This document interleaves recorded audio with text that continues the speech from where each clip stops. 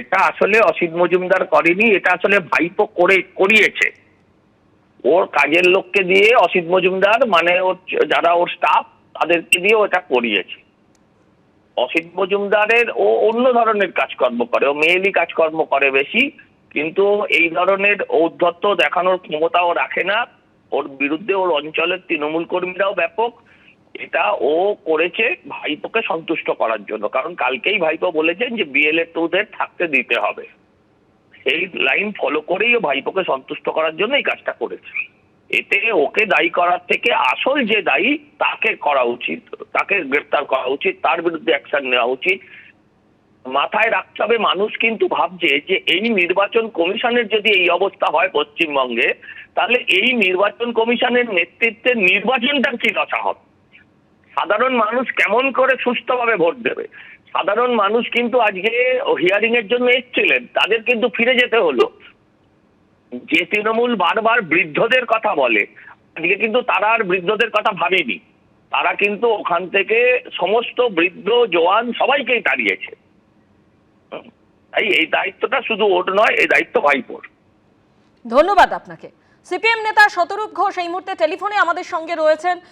শতরূপ, একদিকে নির্বাচন কমিশনের যে স্পষ্ট গাইডলাইন তাতে বলা হয়েছে যে শুনানির সময় বিএলএ 2 তারা হাজির থাকতে পারবেন না, কিন্তু চুঁচুড়ার বিধায়ক অসিত মজুমদার তিনি বিএলএ 2রা সেখানে হাজির থাকতে পারবে না কেন, এই প্রশ্ন তুলে 3 বিধানসভা কেন্দ্রের শুনানি বন্ধ করে দিলেন।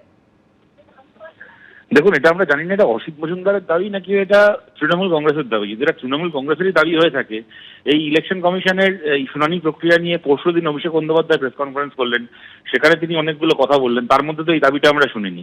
এমনকি তৃণমূলের পক্ষ থেকে ইলেকশন কমিশনের কাছে এত ডেপুটেশন এত কিছু দেওয়া হলো, সেখানেও তৃণমূলের পক্ষ থেকে এই দাবিটা আমরা শুনিনি। হঠাৎ করে ওদের একজন বিধায়ক এই দাবিটাকে তুলে কিছু এলাকায় শুনানি বন্ধ করে দিয়েছেন, এবং একজন বিধায়কের এত ক্ষমতা যে সে যদি চায় তাহলে ইলেকশন কমিশনের শুনানি বন্ধ হয়ে যায়। তাহলে ইলেকশন কমিশন কি এখানে দাঁড়িয়ে দাঁড়িয়ে তামাশা দেখছে? ইলেকশন কমিশনের ক্ষমতা রয়েছে দরকার হলে, প্রয়োজন হলে পুলিশকে নির্দেশ দিয়ে এই বিধায়ককে অ্যারেস্ট পর্যন্ত করানোর। এরা দরকার হলে সেন্ট্রাল ফোর্স নামিয়ে বিধায়কের লোকজনদেরকে ওখান থেকে ঘাট ধাক্কা দিয়ে সরিয়ে প্রয়োজনে গ্রেপ্তার করিয়ে শুনানি আবার চালু করতে পারে। তা না করে একটা লোক এসে কি বললো না বললো তার একজনের একটা হুমকিতে শুনানি বন্ধ হয়ে গেল। এর থেকে বোঝা যায় পশ্চিমবাংলা ইলেকশন কমিশনও কিরকম ভাবে মমতা বন্দ্যোপাধ্যায়ের কাছে সারেন্ডার করে বসে রয়েছে। আর দেখুন, আমাদের এই আশঙ্কা আছেই যে নামগুলো বাদ পড়েছে, তার মধ্যে যে নামগুলো বাদ পড়া উচিত মৃত ভোটার, সেই সমস্ত নামগুলোকেও তৃণমূল যেন তেন প্রকারে আবার চেষ্টা করবে লিস্টে ঢোকানোর, বা শুনানিতে যাদের নাম বাদ যাওয়া উচিত, যেগুলো হচ্ছে ইললজিক্যাল, যেগুলো লজিক্যাল এরার রয়েছে, দেখা গেল বাবার বয়স 21 বছর আর ছেলের বয়স 55 বছর, সেই নামগুলোকেও তৃণমূল কংগ্রেস এই বিএলএদেরকে দিয়ে চাপ তৈরি করে বিএলওদের ওপর রাখার চেষ্টা করবে, কেননা ওইগুলোই হচ্ছে তৃণমূল কংগ্রেসের ফলস ভোট। তাই আমাদের এই দাবি আছে যে গোটা শুনানি প্রক্রিয়া প্রয়োজন হলে ভিডিওগ্রাফি করা হোক, যাতে এই থেকে এখানেও তৃণমূল কংগ্রেস গায়ের জোরে কোনো মানে এই বেআইনি কাজ করাতে না পারে। তার বাইরে আমরা সত্যি জানতে চাই যে এই দাবিটা তৃণমূলের এক দাবি নাকি একা অসিত মজুমদারের দাবি। যদি একা অসিত মজুমদারের দাবি হয়ে থাকে তাহলে তৃণমূল এই দাদাগিরিটাকে চলতে দিচ্ছে কেন, বরদাস্ত করছে কেন?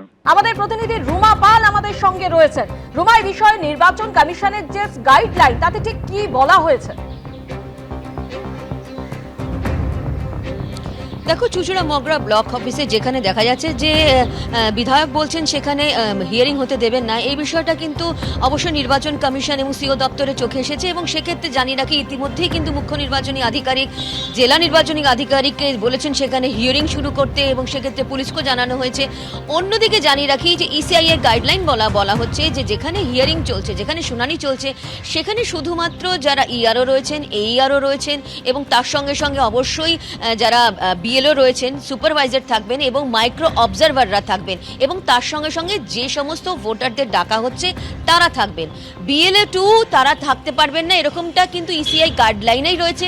সেটা কিন্তু আরও একবার জানানো হলো নির্বাচন কমিশনের তরফ থেকে, এবং এইভাবে কেউ হিয়ারিং বন্ধ করতে পারে না এমনটাও কিন্তু জানানো হচ্ছে।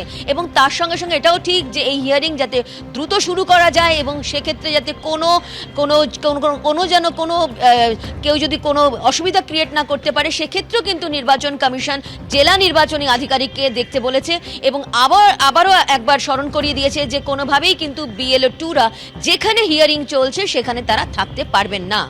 রুমা, তুমি আমাদের সঙ্গে থাকো। একদিকে নির্বাচন কমিশনের স্পষ্ট গাইডলাইন যে শুনানিতে BLA 2 তারা হাজির থাকতে পারবেন না, অন্যদিকে হুগলির চুঁচুড়ার তৃণমূল বিধায়ক অসিত মজুমদার তিনি বলছেন যে BLA 2দের শুনানিতে রাখতে হবে, না হলে শুনানি বন্ধ থাকবে, এমনই হুমকি চুঁচুড়ার তৃণমূল বিধায়ক অসিত মজুমদারের। চুঁচুড়া মগরা ব্লক অফিসে শুনানি বন্ধ করে দিলেন অসিত মজুমদার। এবিপি আনন্দ এগিয়ে থাকে, এগিয়ে রাখে।